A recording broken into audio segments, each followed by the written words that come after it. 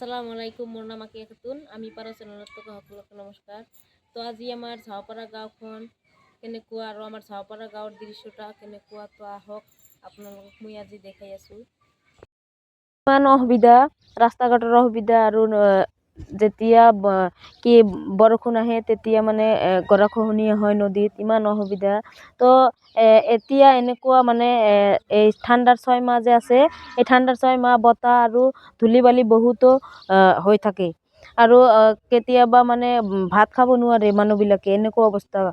একবেলা খালে আৰু 2 বেলা নাখাই থাকিব লাগে, মানে ৰাতি খায় কোনোবিলাকে খোৱাই নাই, এনেকুৱা কৰি থাকে।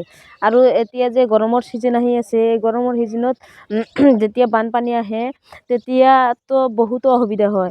বহুত পথাৰত পানী থাকে বহুত, আৰু ঘৰত পানী উঠে। কেতিয়াবা কোনোবাই ঘৰত পানী উঠে, কোনোবাই চালত থাকে, কোনোবাই লৌকাত থাকে, এনেকুৱা অসুবিধা আমাৰ এই গাঁওখনত বহুতো অসুবিধা হৈ আছে আমাৰ গাঁওখনত। তো আমাৰ গাঁৱৰ মানুহবিলাকে ইমান সমস্যাৰ সন্মুখীন হৈ আছে। আমাৰ ঝাওপাৰা গাঁৱৰ দৃশ্যটা দেখাম। এইটো হ'ল আমাৰ ঝাওপাৰা গাঁও, এইটো গাঁও হয়। আৰু এই ঝাওপাৰা গাঁৱৰ যেটো ব্ৰহ্মপুত্ৰৰ ওচৰতে যেটো ব্ৰহ্মপুত্ৰৰ নদী আছে, এইটো এই নদী হয়। তো এতিয়া নদীত পানী কমি গৈছে, আৰু যেতিয়া বানপানী আহে তেতিয়া এই পথাৰবিলাক ডুবি যায়। আৰু এতিয়া এই যে মাছমৰীয়াবিলাকে এতিয়া মাছ মৰি আছে।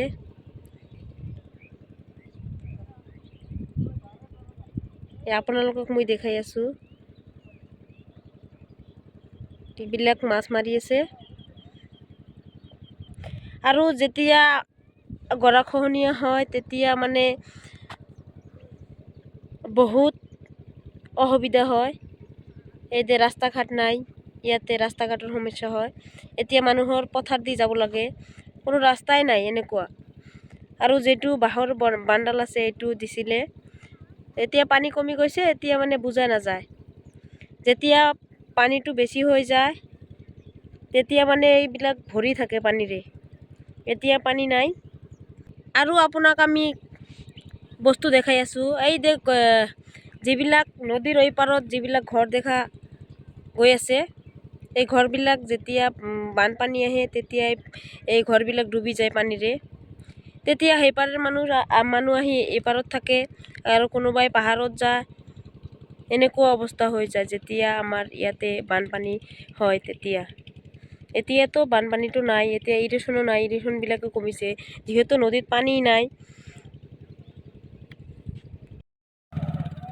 এইবিলাক ৰাস্তা হয়, অহা যোৱা কৰোঁতে বহুত অসুবিধা হয়। এইবিলাক ৰাস্তা হয়, এইবিলাক ভাঙাচোৰা ৰাস্তা হয়, এনেকৈ যাব লাগে। অহা যোৱা কৰোঁতে বহুত অসুবিধা হৈছে।